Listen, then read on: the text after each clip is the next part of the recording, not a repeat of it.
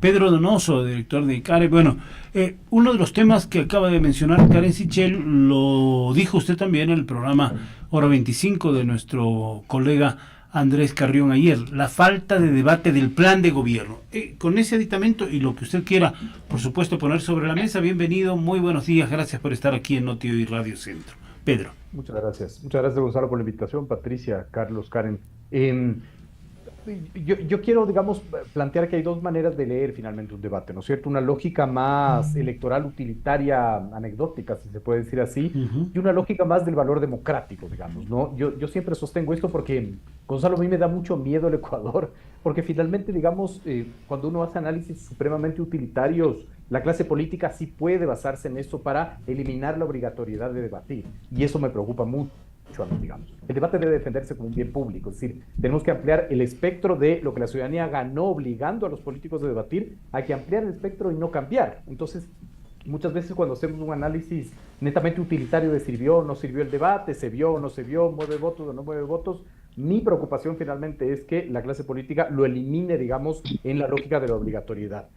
Además de eso, yo creo que, y me voy a centrar quizás más en el formato para después pasar a hacer otro tipo de análisis, creo que el formato, digamos, sigue evidenciando que el Consejo Nacional Electoral le tiene un terror a las candidaturas y a los candidatos, cuando no debería ser así. Yo entendía finalmente cuando, antes en el Código de la Democracia no había la obligatoriedad de los candidatos de debatir, pero ahora que están obligados sí puede atreverse mucho más, digamos, ¿no? Y no es que hay que inventarse el agua tibia, es decir, el debate es un elemento más de un sistema electoral, ¿no? Es decir, tú necesitas el debate para hacer narrativa lo que los dos candidatos han inscrito en el plan de gobierno. ¿Y por qué sirve esto? Porque yo como elector puedo evidenciar que lo que está diciendo el candidato tiene relación o no tiene relación con su plan de gobierno, e incluso cuando llega a ganar yo puedo utilizar eso como un proceso de revocatoria de mandato. Entonces, para que los debates no sean, digamos, un espacio político contratado o esta lógica finalmente de hablar de cosas que no tienen relación ni siquiera con el eje temático, están los planes de gobierno. Es decir, digamos, el Consejo Nacional Electoral debe diseñar, ¿no es cierto?, un debate en donde la base conceptual de la discusión sea el plan de gobierno, ¿no es cierto? Es decir, usted, señor candidato presidente Daniel Noboa, en su plan de gobierno, en la página 80, en el eje educación, usted plantea esto. ¿Qué tiene de que decir al respecto? ¿Cómo lo va a hacer? ¿Con qué financiamiento? ¿En qué, digamos, en qué tiempo, etcétera? Y con eso sí se puede dar, digamos, una lógica de réplicas, porque si no tenemos lo que vimos ayer, ¿no es cierto? Hablar de la tabla de drogas en el capítulo de educación, hablar de Jorge Glass en el ámbito de la salud, es decir, da mucho pie finalmente cuando además no tiene una moderación real que también sea un actor protagónico en el debate, da pie finalmente para que veamos lo que vimos ayer. Sí, tal vez, ahí mi opinión, este debate de segunda vuelta fue bastante mejor en el formato que el de primera vuelta, pero también podría modificarse. Vamos con Carlos Rojas también, esa primera opinión, y luego ya formulamos, Pati y yo, algunas preguntas sobre temas puntuales. Pero Carlos, tu primera aproximación a lo que fue el debate. Carlos Rojas dirige el programa Políticamente Correcto de Coavisa, y apreciado colega también. Gracias por estar aquí con este panel que creo que nos aportará mucho para reflexionar sobre lo que sucedió ayer y después sobre lo que viene. Carlos. Muy buenos días, Gonzalo, Pati. Un abrazo muy fuerte a Pedro y a Karen, como siempre, mi cariño y consideración. A ver, creo que Karen y Pedro han dado unos dos puntos de vista en los cuales coincido plenamente, es decir, esta capacidad como para enlodarse, que hasta cierto punto fue un poco burda, y me parece a mí que la reflexión que hace Pedro sobre el trasfondo democrático del debate es oportunísimo.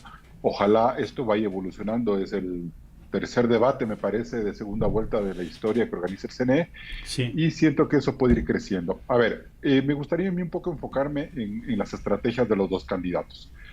Me parece a mí que incluso por orden de participación, eh, yo le sentí a Luisa González muy agresiva desde el principio, creo que innecesariamente agresiva, creo que trabajó mucho su forma de mostrarse una persona dura. Seguramente ella quería proyectar incomodidad frente a lo que era este gobierno, pero creo que a ratos eso se vio un poco como forzado, no le sentí muy natural. Y en ese sentido le sentí a Noboa mucho más suelto, mucho más tranquilo, incluso por la ropa que llevaba, y se le vio un poco más cómodo. Desde mi punto de vista, ya podríamos ir viendo más adelante sobre los errores y no, pero yo creía que este ha sido el mejor debate de Daniel Noboa en los 4 debates que él ha tenido oficiales como político. Las 2 primeras vueltas, en donde descolló en la primera vuelta, donde su participación fue marginal y con pocas intervenciones, pero que le llevaron a la segunda vuelta por las condiciones que se han analizado. Pero creo que de ahí ahora le sentí yo al mejor Daniel Noboa. Luisa González demostró hasta cierto punto que ha logrado sintonizar ya como una candidata más auténtica, mucho más fuerte a la hora de exponer sus tesis.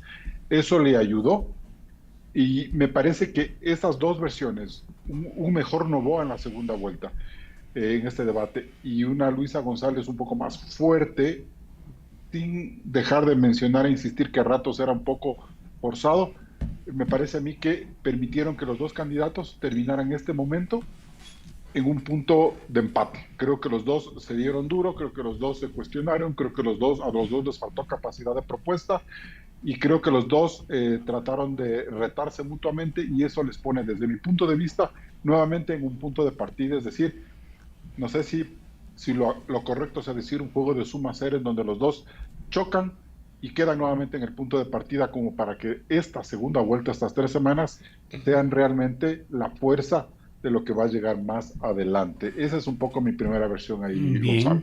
Karen Sichel, Pedro Donoso, Carlos Rojas, 3 panelistas aquí en Noti Hoy por Radio Centro y mi compañera Pati Terán ya con preguntas para ellos. Sí, gracias Karen, buenos días. Esto que ustedes han comentado, este nivel de confrontación que fue bastante evidente y sobre todo que quizá empezó, como ustedes dicen, la candidata Luisa González, demostró quizá, no sé, me parecería a mí cierto temor por todos estos casos que están saliendo a la luz, en el caso concreto de la Revolución Ciudadana. Hay que reconocer, algunos dicen los análisis que como 17 entre exministros y exfuncionarios del gobierno de Correa están sentenciados, prófugos, también denunciados.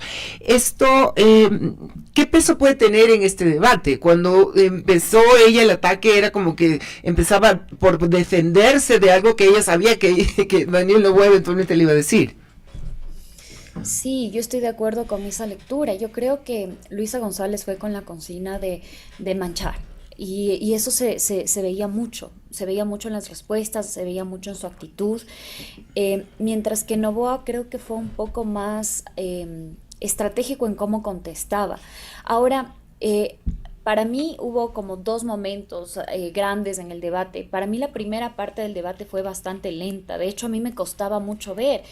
Porque normalmente cuando uno ve los debates presidenciales de otros países, se ve mucho este intercambio fluido entre los candidatos, en donde tú dijiste algo, yo te contesto, y así se dan. Entonces eso es lo entretenido del debate. Pero la primera parte del debate, yo creo que también en gran parte por cómo es el formato del debate elaborado por el Consejo Nacional Electoral, y también porque creo que ninguno de los 2 candidatos son particularmente buenos oradores. Por ambas circunstancias, creo que era difícil de ver, es decir, los insultos como que no cuajaban, como que no se sentían naturales, algunas de las preguntas fueron leídas, es decir, el debate no necesariamente obedecía a esta lógica de estamos razonando y dialogando fluidamente de nuestras ideas y de nuestros pensamientos, sino más bien se notaba muchísima preparación por ambos lados que no permitía necesariamente una fluidez de ideas y una contradicción natural de las ideas. Y en la segunda parte del debate, que es un poquito más allá del segundo eje para mí, comienza ya a haber un poco más de fluidez, creo que también debido a la comodidad de los candidatos, y comienzan a salir ciertas cosas interesantes. Creo que la candidata González sí denunció cosas bastante fuertes.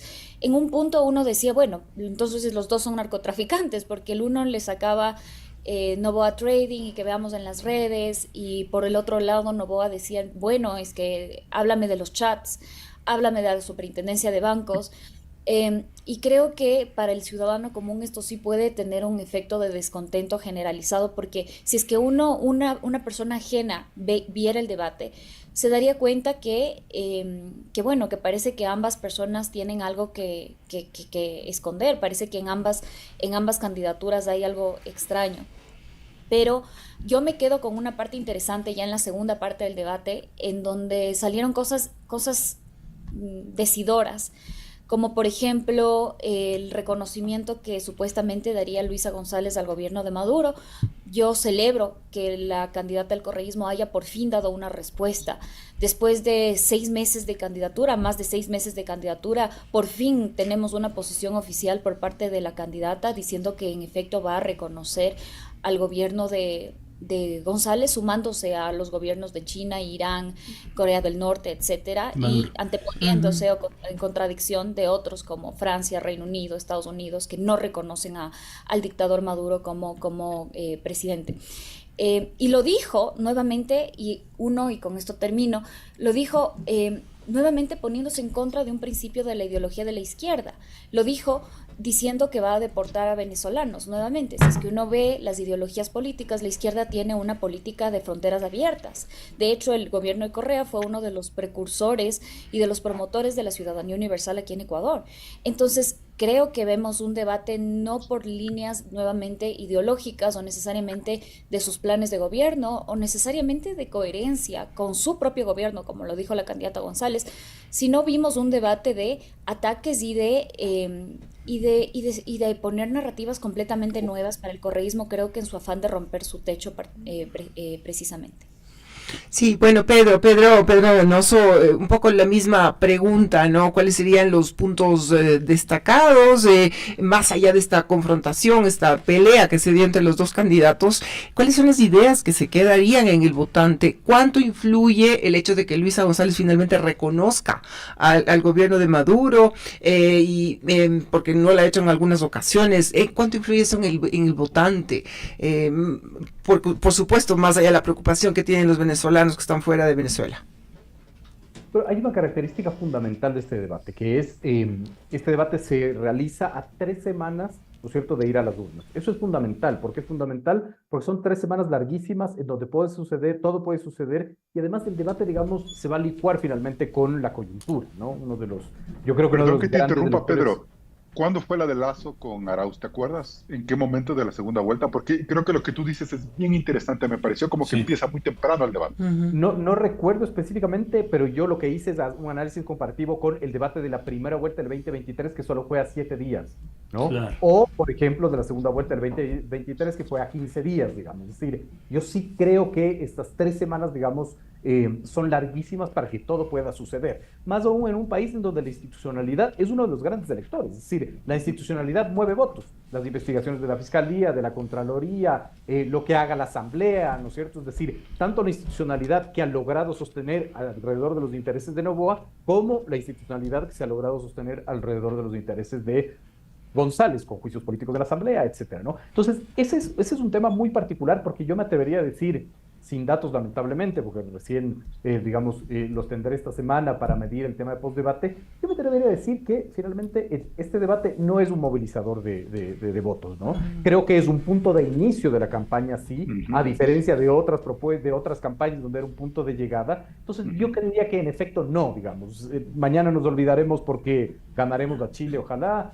Ojalá. Algo sucederá finalmente, ¿no es cierto? Y no creo que el debate en sí mismo, digamos, sea un movilizador de votos. Lo que sí puede ser finalmente es un gran inicio de campaña, digamos, ¿no? Pero, Carlos, a propósito de esto de que no definiría el votante, el que está indeciso, ¿no?, por quién votar, el tema de las frases que se utilizaron, yo creo que esas definitivamente quizá queden en la retina de los ecuatorianos, ¿no? Por parte de la candidata González, una frase que ya se utilizó por parte del expresidente Lasso, también el presidente Noboa habló de la rana, habló también de Luisa te desdolariza, eso... Exacto. Y Noboa. Eso fue Luisa, sí, Noboa no. O Noboa miente. Noboa miente, exacto. Otra vez. Al principio dijo no mientas otra vez, o sea, se cayó en eso, ese que le quedó grabado. Eso, ¿cuánto influye en los ecuatorianos? A ver, yo creo que hay 2 cosas que, antes para contestar a esa pregunta, creo que hay 2 cosas que como un poco comentar. Me parece a mí que este debate de segunda vuelta era mucho cuesta arriba para el presidente Noboa, porque claro, él llega a defender una gestión de un año, él estaba contra las cuerdas, él tenía que dar cuentas a la ciudadanía y a la gente y a la candidata de lo que hizo o no hizo. Entonces creo que este debate de segunda vuelta empezaba para él muy complicado y me parece que desde ese punto de vista él lo supo manejar con mucha más tranquilidad. Yo me esperaba ver a un presidente un poco más atropellado. En segundo lugar, creo que Luisa González entra en un rol excesivamente fiscalizador y eso le quitó a ella frescura y la posibilidad de decirle al país una propuesta de cambio y de oferta. Es decir, quiero darles una esperanza. Tengo entendido que esta segunda vuelta a la campaña de ella será por la vida. Eso no se sintió para nada en este debate. Ella lo que fue es atacar a Noboa, me parece que desde el principio, y ella, como fue la primera en hablar, creo que marcó el ritmo del debate, de un debate sumamente agresivo, en el que ella terminó en algunos momentos contra las cuerdas por un par de cosas que le asestó Noboa con mucha más potencia que las que Luisa trató de imponer. ¿Qué quiero decir con esto? Te voy a enviar a estudiar economía, creo que fue una salida que no se esperó. Te van a dar la beca. Ya un poco subida de tono y el tema de la rana René.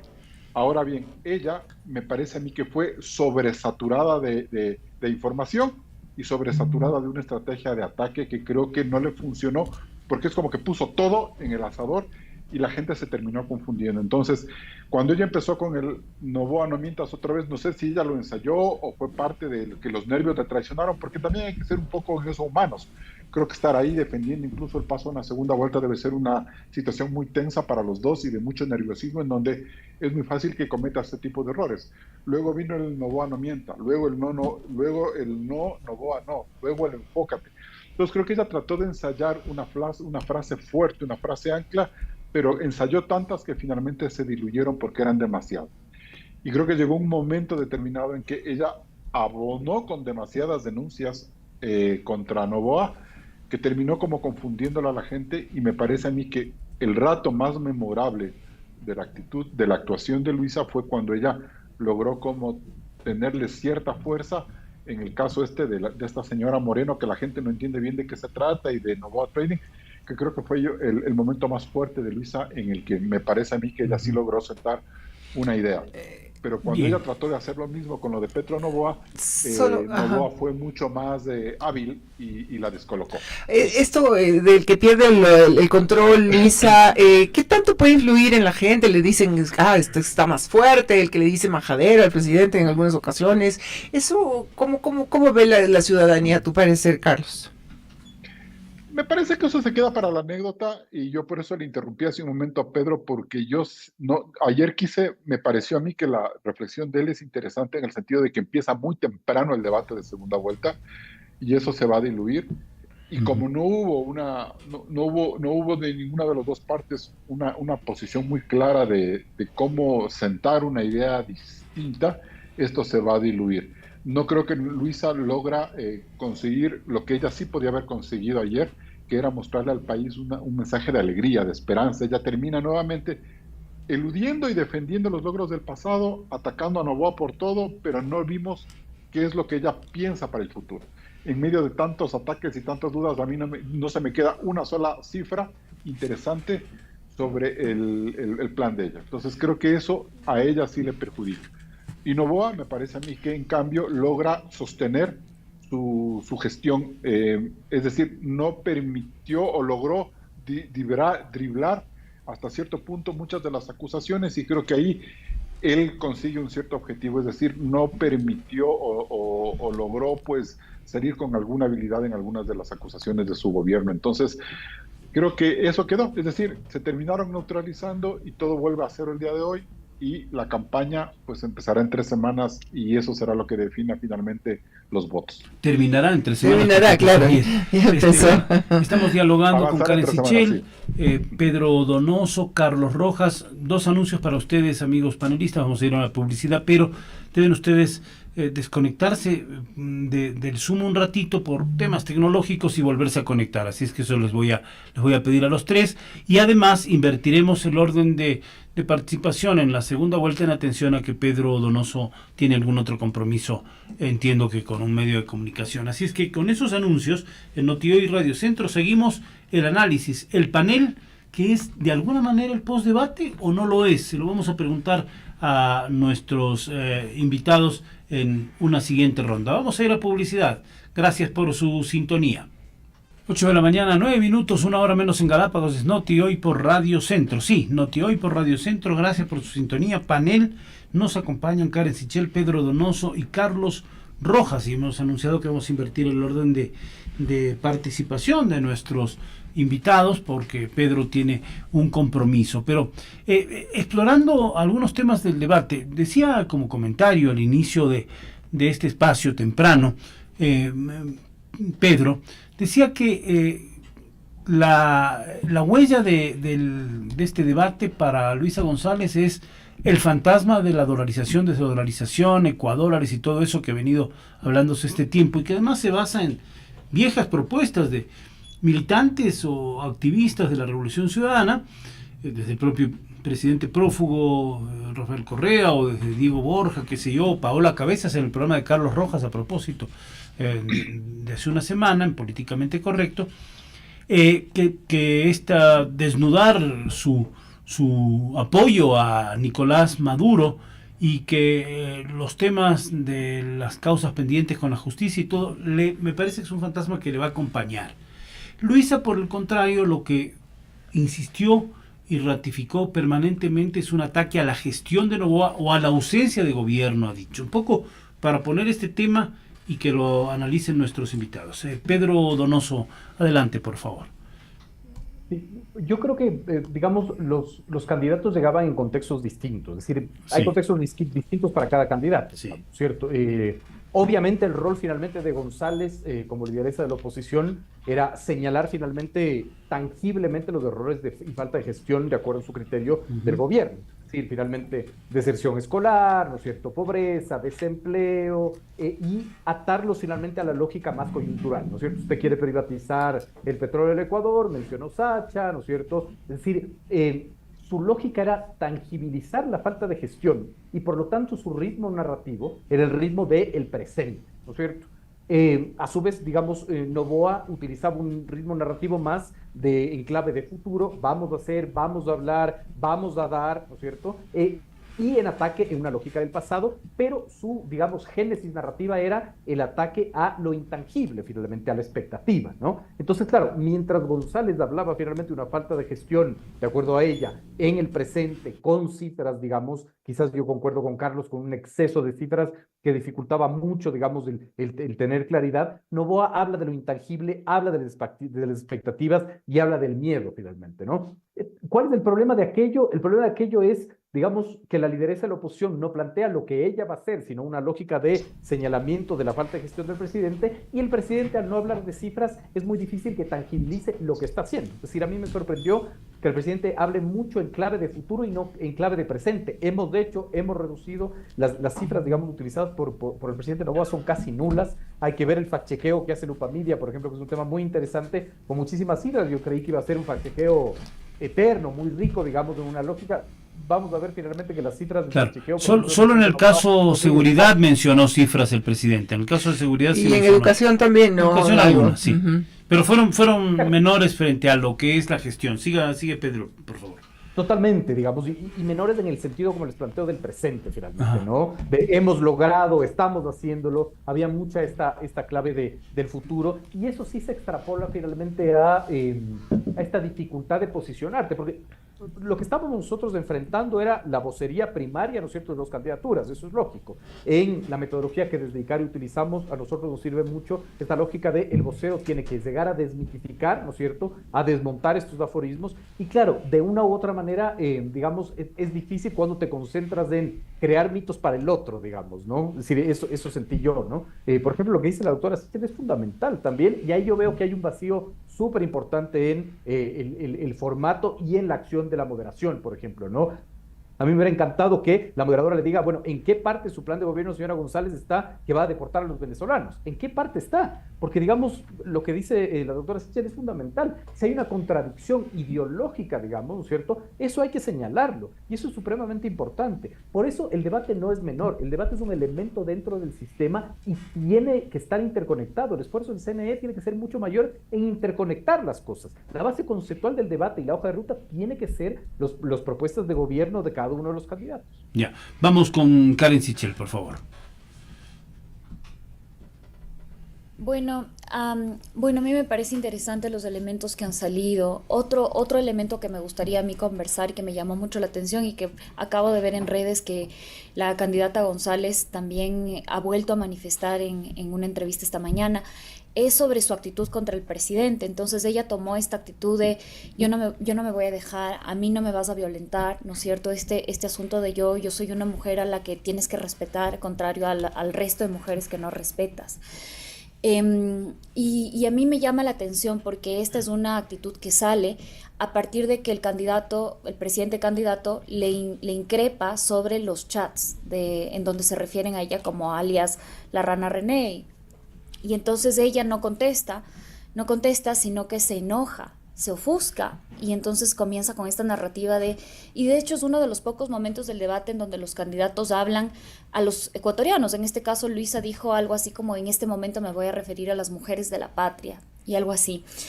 Y a mí sí me parece eso un tema que yo cuestiono particularmente porque, bueno, a mí no me gusta esto de, bueno, yo soy mujer y tienes que votar por mí porque soy mujer y estoy defendiendo a las mujeres.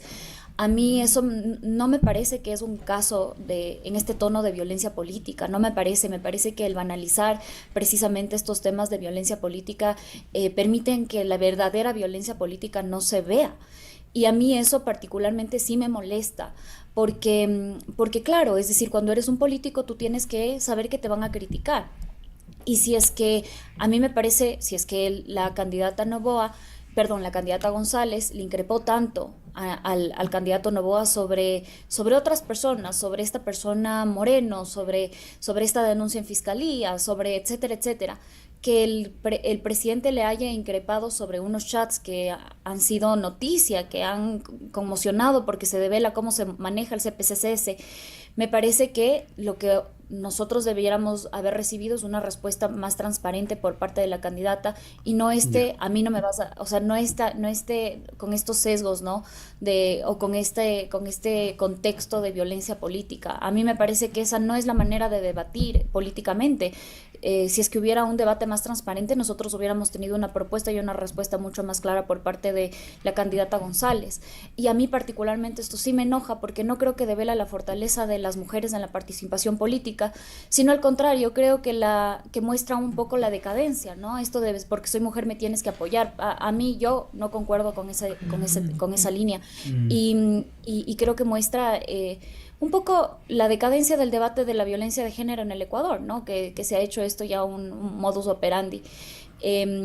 Pero sí, veremos ya si es que las mujeres ecuatorianas compran este mensaje. Tal vez fue una estrategia de provocación. Carlos Rojas, luego vamos al futuro, pero Carlos Rojas primero cerrando este tema de las cargas de Luisa González y los señalamientos que ha hecho ella mismo a la gestión del presidente Noboa. A ver, me parece que fueron demasiado, fue una estrategia de Luisa de ir con todo y hacer una cosa como 360. Y me parece que ahí ella un poco pierde la oportunidad de plantear al país un país de alegría, de futuro, de esperanza, que es lo que ella sí podría haber enfocado, porque creo que incluso su objetivo era atraer al votante indeciso que está por fuera de esta polarización, y ella lo que termina es polarizando aún más. Y tomando en cuenta la reflexión que hace Karen, sí, me parece que ella tuvo una actitud desde el principio muy agresiva, en el sentido de hablar del test antidoping, de espetarle a Noboa incluso problemas de déficit atencional, el problema de su exesposa y de su hija, que ya fue utilizado perversamente en la Asamblea Nacional, creo que innecesariamente, porque bueno, esa es la política, no valoremos. Y todo eso creo que termina llegando a un cúmulo en que a mí lo que me preocupa es que terminas quitándole frescura a Luisa González y le quitas una oportunidad a Luisa González de marcar un momento de aquí hacia adelante, de aquí hacia futuro. El carro lo maneja Luisa González. Y lo que termina es un poco justificando 10 años del pasado, defendiéndose frente a eso y cayendo en una, o sea, generando unas provocaciones innecesarias en las que ella podía haber dosificado mejor. Entonces, creo que eso tendrá que analizarlo finalmente ella y su equipo de campaña, pero no sé exactamente cuánto esto vaya a pegar en la campaña electoral. En cuanto a Noboa, me parece a mí que se quedó bailando en una baldosa cuando le mantuvieron el tema este de las navieras. Me parece a mí que eso se debería investigar y él tiene que darle una respuesta al país mucho más contundente.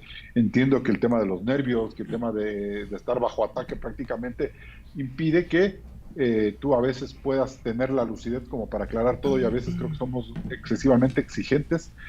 A mí me ha pasado muchas veces cuando uno está en un foro de estos, en vivo, en cámaras, lo que sea, son cosas que a veces no te das cuenta y que se te pasan por debajo y luego dices, qué bruto, pude haber hecho esto o haber hecho esto. Y creo que eso también es normal en una situación de seres humanos, como los dos candidatos sometidos a una presión muy grande. Pero eso es lo que queda ahí para el inicio de esta campaña electoral, ¿no? Bien, Carlos Rojas, Karen Sichel, Pedro Donoso y ahora Patti Terán también con otros planteamientos. Hablemos entonces a propósito de lo que acaba de comentar Carlos, ¿qué va a pasar en esta campaña? ¿Cómo se la ve? ¿Cómo se presenta? ¿Habrá esta permanente confrontación entre los dos candidatos? Y empecemos con Pedro, no sé si todavía sigue con nosotros. Sí. Ahí está. La última intervención de Pedro, ¿no? ¿Qué podrían hacer los candidatos para marcar una diferencia en esta campaña? A ver, yo creo que son 3 semanas larguísimas, ¿no? Es decir, es un montón de tiempo en donde todo puede suceder. Yo sigo insistiendo finalmente que me parece que hay como 3 electores que son fundamentales que hay que regresar a ver. El primero finalmente es de institucionalidad. La institucionalidad va a jugar un rol fundamental, ya sea la Fiscalía publicando chats, ya sea la Contraloría, ya sea la Asamblea Nacional con juicios políticos. Es decir, esto se va a jugar en la cancha de la institucionalidad. Lo segundo es la violencia. Si algo nos enseñó el 2023 es que los análisis políticos a futuro tenemos que poner la violencia como un elemento de análisis, digamos, ¿no? De acuerdo a cifras oficiales, de enero fue el mes más violento de la historia, y si sigue la curva ascendente, vamos a cerrar el 2025 con alrededor de 10.000 muertes, que es una locura, digamos, para el Ecuador, ¿no? Creo que los redes de campaña juegan también, digamos, un rol fundamental. Creo que el poco control que tienen las dos candidaturas de las vocerías es bastante grave. Creo que finalmente, digamos, si bien a Noboa le toca gobernar las vocerías de ministros, de directores provinciales, ¿no es cierto? Pero al correísmo también, es decir, el correísmo también tiene que controlar incluso concejalías, alcaldías, prefecturas, y eso también le hace, digamos, más vulnerable en el ejercicio de estas 3 semanas de campaña, ¿no?